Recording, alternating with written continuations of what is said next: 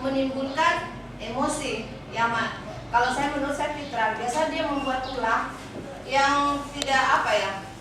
Jadi seakan-akan saya menganggap saya tidak berhasil merubah perilaku dia. Kadang itu yang saya rasakan sebagai seorang pendidik dengan mengukur perilaku tadi, dengan setidaknya pengetahuan seseorang itu dibarengi dengan perubahan perilaku. Sebagaimana tujuan pendidikan yaitu bagaimana memanusiakan manusia, berarti ada perubahan perilaku.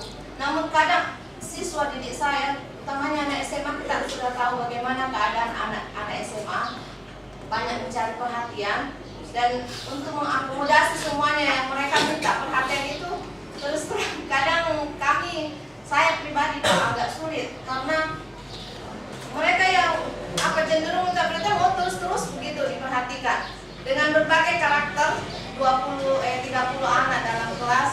Dan itu yang saya rasakan, bagaimana mengubah perilaku mereka.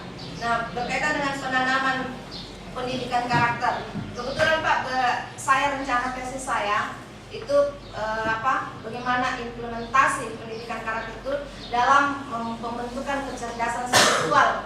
Karena saya menganggap ini hipotesis saya bahwa dengan cerdasnya spiritual seorang anak, insya Allah semuanya akan menyusul. Intelektualnya akan menyusul, penyusuan dirinya terhadap lingkungan, emosionalnya juga akan menyusul.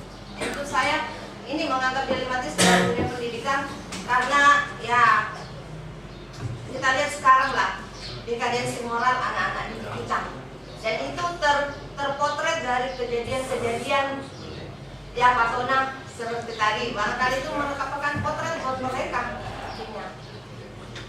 Ya barangkali itu Pak, bagaimana cari solusi untuk itu.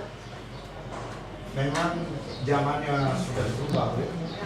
Ibu pernah bertanya kepada anak itu, misalnya dia berulah di depan ibu, lalu pernah menanyakan tentang materi pembelajarannya? Biasa, ya Pak. Dia saya paham. mengajukan pertanyaan setelah mereka berulah untuk memancing. Tapi saya langsung menanyakan apa yang. Ya, maksud saya begini Bu. Saya pernah seorang anak ini begini. Bapak punya anak yang usianya berapa? 6 tahun. Ya, 6 tahun. Saya pernah kaget, itu anak saya yang pertama Pak. Begitu saya masuk di kamarnya, saya lihat dia lagi menelpon,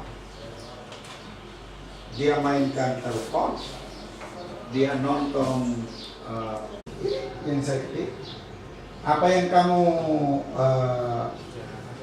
SMS kan, saya kirim SMS, dan berbagai kegiatan itu dilakukan dalam waktu yang bersamaan. Kalau kita dulu tidak bisa.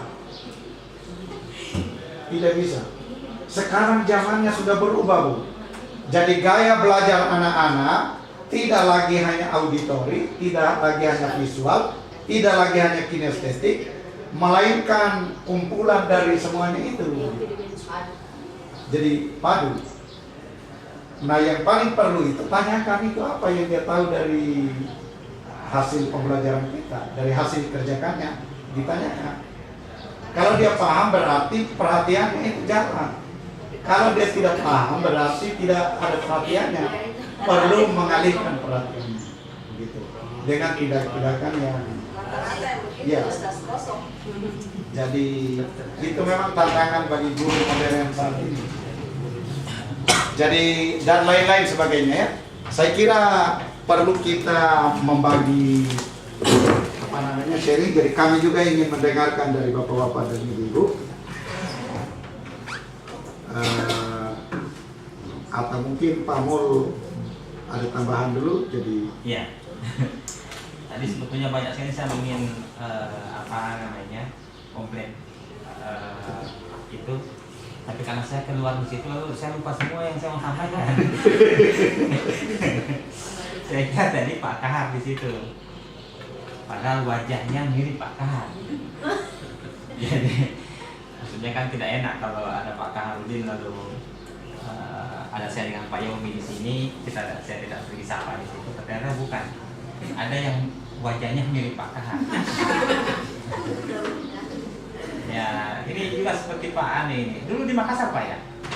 Ya, pernah di Makassar. Di mana? Di Tarbia? Ya, jauhnya. Ya? Dari jauh Wing. Ada pernah di Masamba yang kecil. Oh, iya. Pernah Di Masamba dulu ya, apa namanya penyetaraan itu ya? Iya. Rasanya juga saya pernah mengajar di situ kayaknya. Iya, pernah.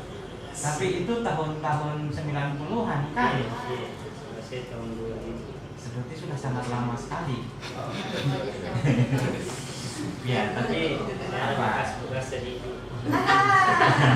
Ingatan itu masih ini. Tadi apa yang ditanyakan oleh